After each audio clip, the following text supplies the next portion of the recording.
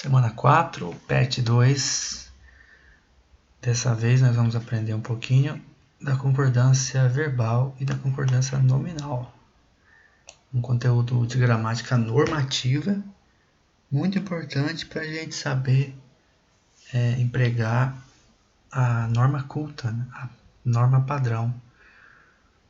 Em outras palavras, né? Escrever mesmo corretamente, ou seja, empregar a linguagem nas situações em que for exigido, né, o uso do português padrão, ou seja, em todas as situações formais, e que são muitas, né? Por exemplo, escrever uma redação na escola, certo? Uma redação do Enem, fazer um relatório, certo? Ou se você quer publicar alguma coisa na rede social, né? Que geralmente a gente tem que empregar a norma culta nessas situações públicas, certo?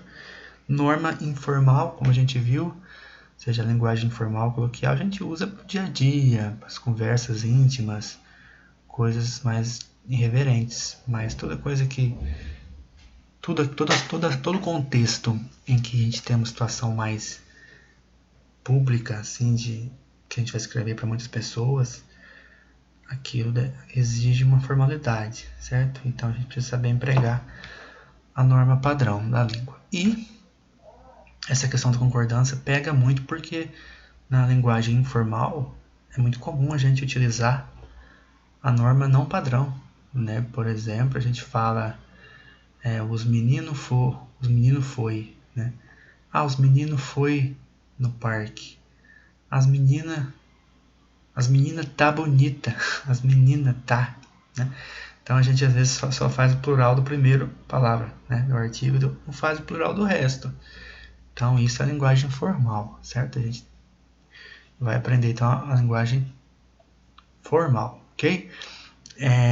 Então a primeira coisa que a gente tem que saber para a gente aprender concordância nominal e verbal é fazer análise sintática, tá? Análise sintática simples. Então, toda oração, né? Isso aqui é uma oração, tá? Por que eu sei que é uma oração? Por causa do verbo, tá? O verbo é aqui. Ou seja, toda oração ela gira em torno do verbo. Tem que ter pelo menos um verbo, tá? Para a gente ter oração. Então aqui eu tenho um verbo, o verbo ser conjugado, né? Olha lá, o verbo. Então, por isso que a gente fala que a linguagem ela é verbal, né? Por que a linguagem é verbal? Porque as orações elas dependem do verbo para serem compostas, tá certo? Mesmo que o verbo esteja implícito, muitas vezes, certo? Mas o verbo ele tem que fazer parte. Então, o verbo ele é o núcleo dessa parte da oração chamado predicado, tá? Então, assim, isso aqui é uma coisa básica, né? Vocês estudaram lá no fundamental. Toda oração, ela se divide em sujeito e predicado. Toda, né? Toda. Não existe oração sem sujeito e oração sem predicado. Professor, mas eu aprendi lá que tem oração que não tem sujeito, não tem sujeito. Na verdade, não é que ela não tem sujeito, né? Ela não tem sujeito expresso. Você não vê o sujeito. Ou porque está oculto, está elíptico, ou porque a frase foi formulada de uma forma em que o sujeito acabou ficando suprimido nela de alguma forma. Mas quando a gente analisa do ponto de vista semântico também, não só sintático, a gente vai ver que não tem como não ter sujeito, certo? Isso aqui é uma coisa mais complexa para explicar para vocês agora, não vamos ter tempo, mas não existe oração sem sujeito. Por quê? Porque quando a gente vai estudar sujeito e predicado, a gente já aprende uma coisa interessante, né? Sujeito e predicado são termos essenciais da oração.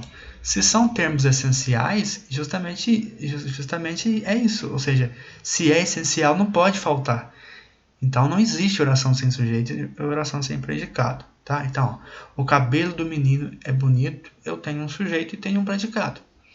Sujeito e predicado não é uma palavra apenas. Pode ser uma palavra apenas, mas não é. Mas pode ser feito com mais palavras. São partes da oração, né? São partes. Então, eu tenho a primeira parte, que é o sujeito, e tenho a segunda parte, que é o predicado. Isso aqui pode ficar invertido? Pode, né? Eu poderia muito bem escrever assim, ó, é muito bonito o cabelo do menino, né? Esse tipo de construção, ele não é que ele é errado, mas ele é mais informal, certo? A ordem correta, a ordem mais recorrente da nossa língua e das línguas de forma geral é sujeito, verbo e predicado, né? Sujeito, primeira parte, verbo e predicado. A gente pode chamar isso também de sujeito, verbo e complemento, tá? Então, essa é a ordem sintática básica, mas existem as inversões, existem outras maneiras também de compor uma oração. O que a gente tem que saber aqui, então, para a gente entender essa questão da concordância verbal e nominal? Que eu tenho, então, sujeito e predicado. Então, veja bem, como estava falando, o sujeito ele pode ser formado por uma ou mais palavras, assim como o predicado. Tá? Às vezes, o predicado ele tem apenas o verbo. Por exemplo, se eu digo assim... quer ver uma frase simples? João saiu. João saiu é uma frase que tem duas palavras, né? João e saiu. Qual que é o sujeito? João. Qual que é o predicado? Saiu.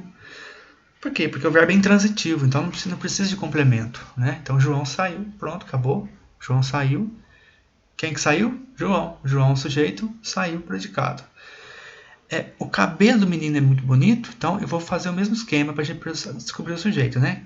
Quem ou o que é muito bonito? O cabelo do menino. Pronto, então isso aqui é básico, né, gente? Então, o cabelo do menino. Sujeito, certo? Toda essa parte compõe o sujeito, certo? E aí a gente vai analisar esse sujeito, porque qual que é o núcleo do sujeito? Menino ou cabelo? Porque, veja bem, o núcleo de um sujeito é sempre um substantivo, certo? Então, veja bem, o que é muito bonito? O menino ou o cabelo dele? O cabelo. Então, o cabelo aqui que é o núcleo, tá? O cabelo aqui que é o núcleo. Então, aqui, na verdade, o que a gente tem de sintase aqui mesmo é só o sujeito e predicado. Porque esses nominhos que estão aparecendo aqui embaixo, ó, artigo, substantivo, preposição e substantivo novamente, isso aqui é a morfologia, é a classe gramatical, tá? Mas, por exemplo, o cabelo, a palavra o, sintaticamente, ela exerce a função de adjunto adnominal, certo? Da mesma forma aqui vai exercer a função de adjunto adnominal o do menino, tá?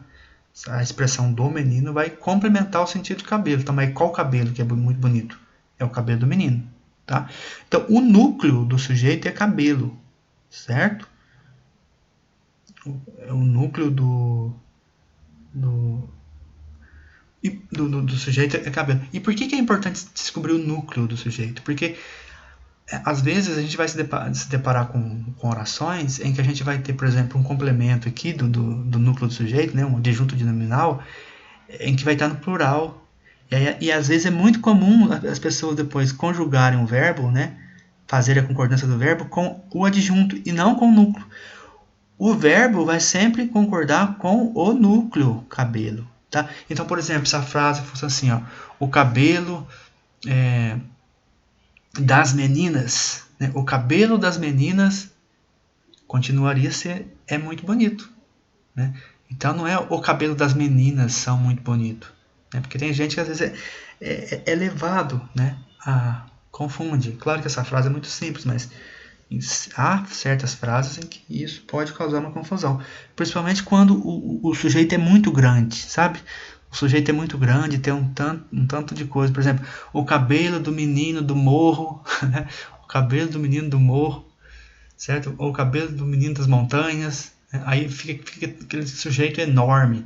E aí a pessoa não consegue, às vezes, saber qual que é o núcleo. Então, por isso que é importante identificar o núcleo de um sujeito. Tá? Então, o núcleo aqui é a palavra mais importante. O núcleo é a palavra mais importante, tá? Do sujeito. Então, é o cabelo. Então, o verbo vai ter que concordar com o núcleo. Tá?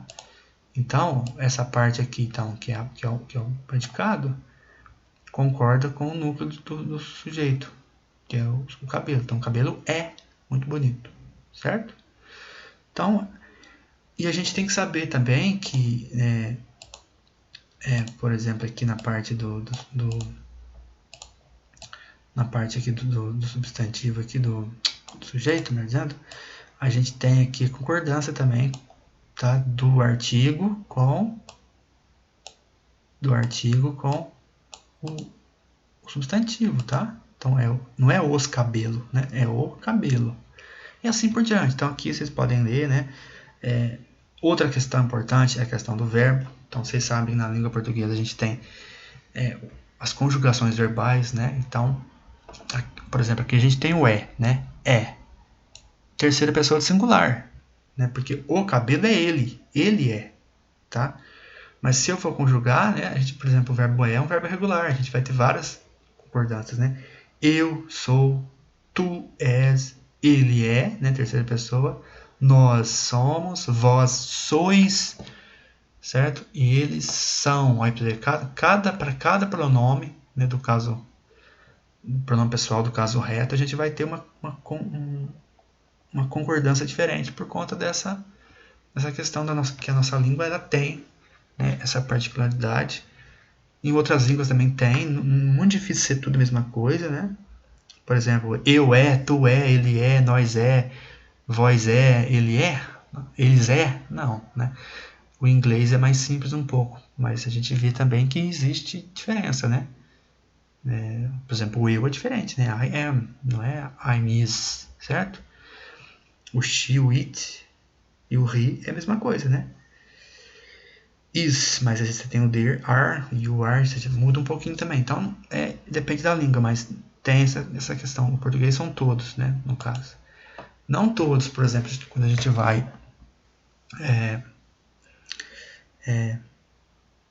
algumas conjugações bate, né? Primeira e terceira pessoa, às vezes bate. Então, mas bem, vamos lá então. É isso mesmo, tá? Tem muita regra, na verdade, tá? Tem muita regra, mas é importante também dizer que o adjetivo aqui, ó, isso aqui é importante. O adjetivo, artigo, numeral também concorda com o substantivo, tá? E o verbo vai concordar sempre com o sujeito, tá bom? Então, essas são as noções básicas aqui de concordância. Aí tem algumas regrinhas, tá? Vamos para as atividades aqui, eu vou dar para vocês o caminho aqui Aqui é o seguinte, veja bem, aquilo que eu falei para vocês, muitas vezes a frase está invertida, né? Muitas vezes, aqui já começou com o verbo. Se começou com o verbo é porque está invertido. Lembra daquela ordem que eu falei? A ordem sujeito, verbo, depois complemento, ou seja, geralmente o sujeito vem primeiro, depois que vem o predicado. Aqui está o contrário.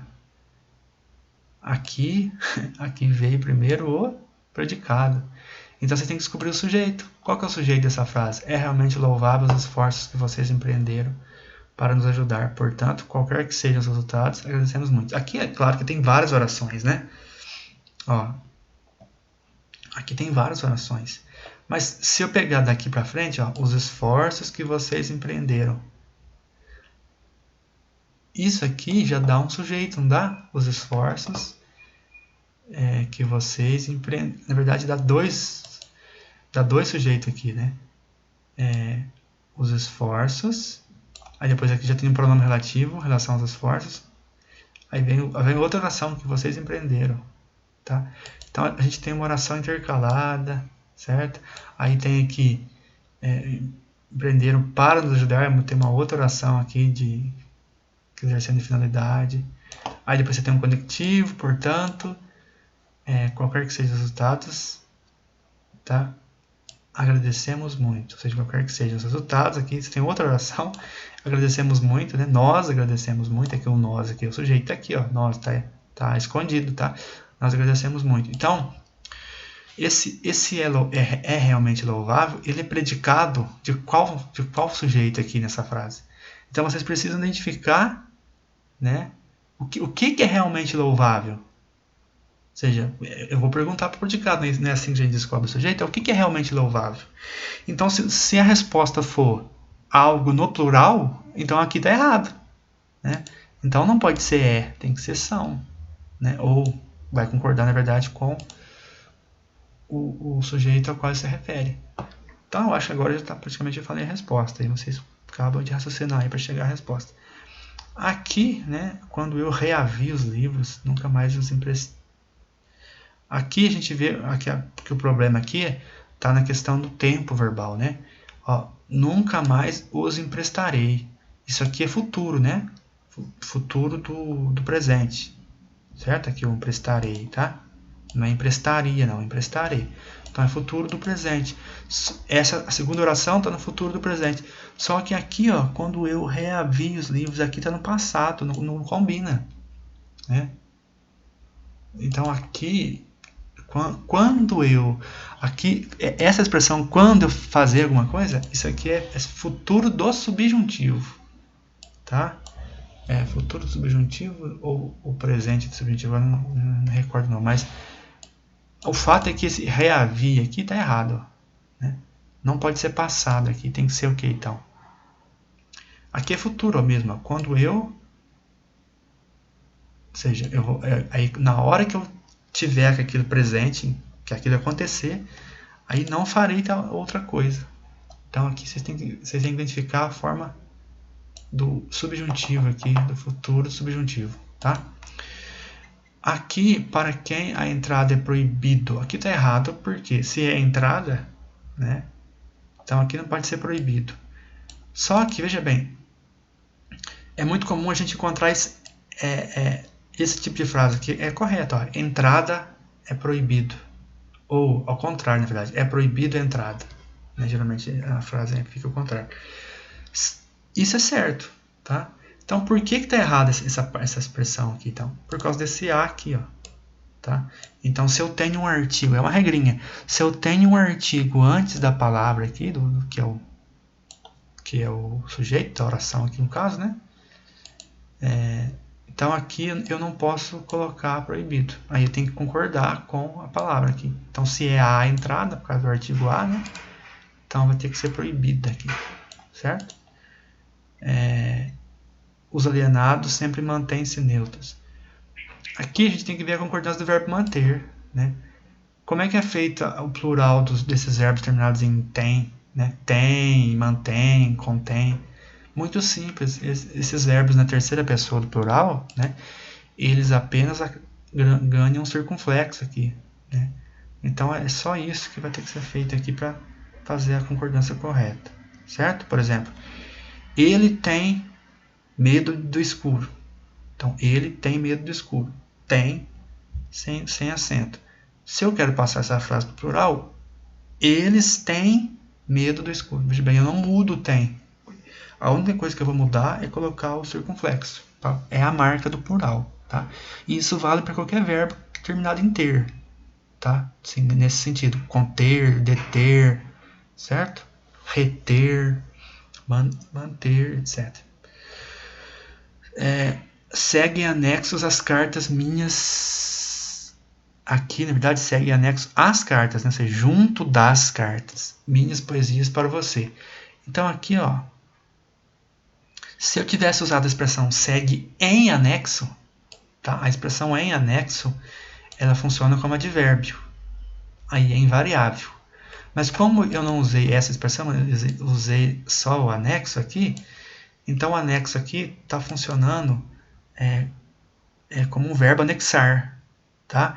Então ele precisa, o verbo concorda com o sujeito, já vimos isso, né? Só que na verdade aqui ele vai funcionar como uma locução verbal, na verdade, né? Ou até mesmo como um adjetivo, melhor dizendo, porque o verbo na verdade é o seguir, né? Seguem as cartas de que forma, ou seja, como as cartas estão, meio que a característica da carta, o adjetivo. Então, se é as cartas, aí o adjetivo concorda sempre com o substantivo, não é? E então, o anexo aqui, vamos deixar claro, então, anexos aqui é adjetivo, tá? E não o verbo anexar. Eu me equivoquei aqui, na verdade, o verbo que dá da oração é o verbo seguir, tá? Então, é que, veja bem, é aquela questão também que eu falei para vocês. Está começando com um verbo. Se começa com um verbo, está invertido. Então, faz a inversão para ajudar a resolver. Ó. As cartas... Só que aqui, veja bem, não é as cartas também de... as cartas aqui, elas não é que elas estão anexando, né, ou elas estão seguindo, elas estão recebendo a ação, né? Ó, seguem anexos às cartas, ou seja, está junto das cartas.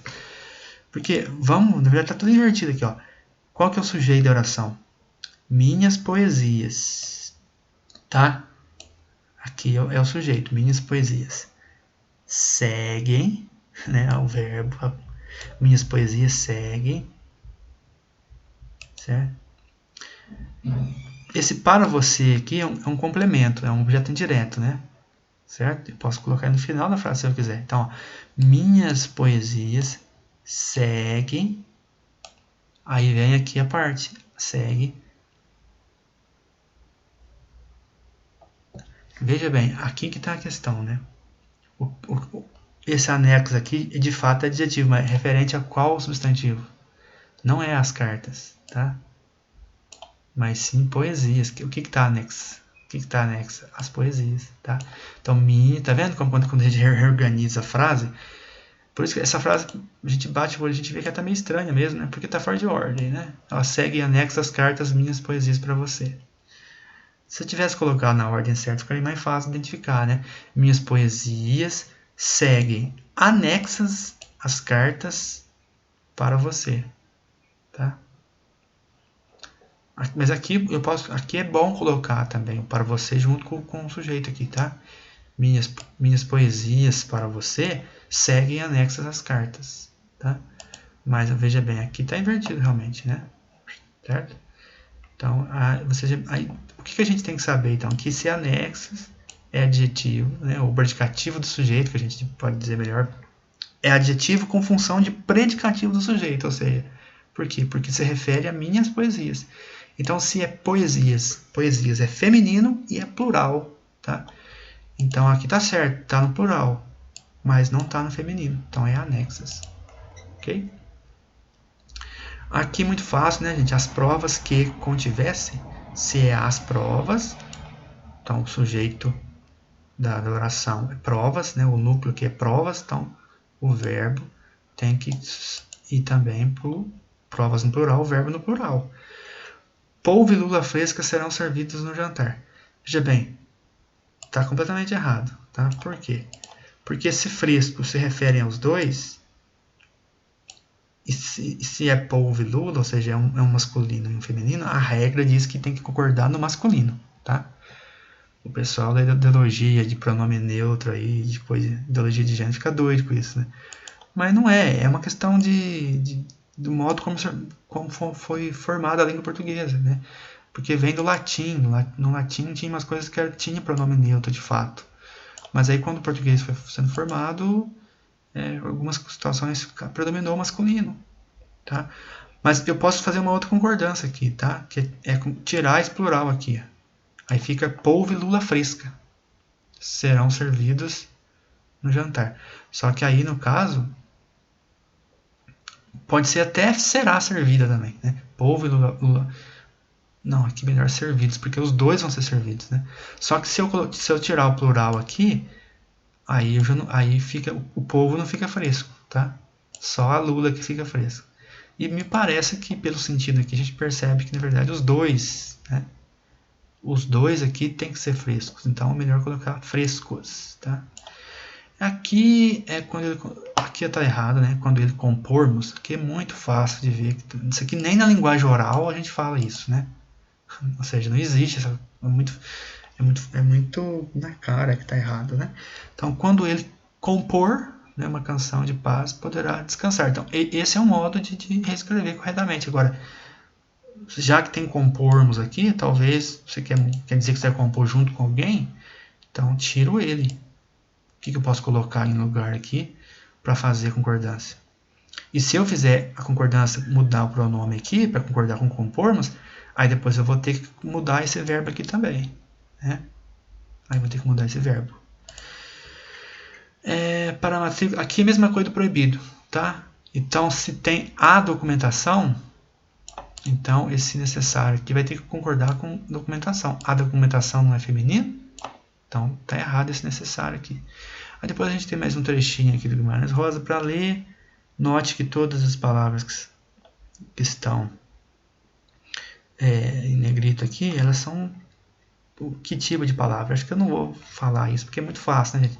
Classe de palavras. O que é classe de palavras? Substantivo, verbo, pronome, adjetivo, tá? Classe de palavra não é função sintática, tá? Função sintática é sujeito, predicado, adjunto de nominal, adjunto adverbial, certo? Complemento nominal. Isso é função sintática. Classe de palavra são 10, tá? Substantivo, adjetivo, verbo, pronome, artigo, preposição, advérbio, conjunção, interjeição e tem mais um que agora me fugiu. Certo? Então, número, né? Número. Então, são essas 10 classes de palavras. Essas que estão destacadas aqui, quais são? Muito fácil, né? Qual é, né? Classe gramatical. Na verdade, é uma classe só essas palavras. Todas pertencem à mesma classe. Qual? Pela regra de concordância verbal, os verbos devem concordar em número e pessoa com o que. Então, o verbo concorda com o que? A gente viu lá, falei para vocês, né? Tem que ter um núcleo, né? Certinho. Os verbos destacados estão em primeira pessoa do discurso porque relaciona a sua resposta com o conteúdo sobre os tipos de narradores. Então, é aquilo que a gente viu lá sobre o Grande Sertão de Veredas de Guimarães Rosa, né? Quem narra a história é o Reobaldo, né? E o Reobaldo, ele é o narrador, mas ele também é o personagem principal, o protagonista da trama. Então é óbvio que ele vai ter que narrar em primeira pessoa, né? Aí explica um pouquinho essa questão do narrador em primeira pessoa, certo?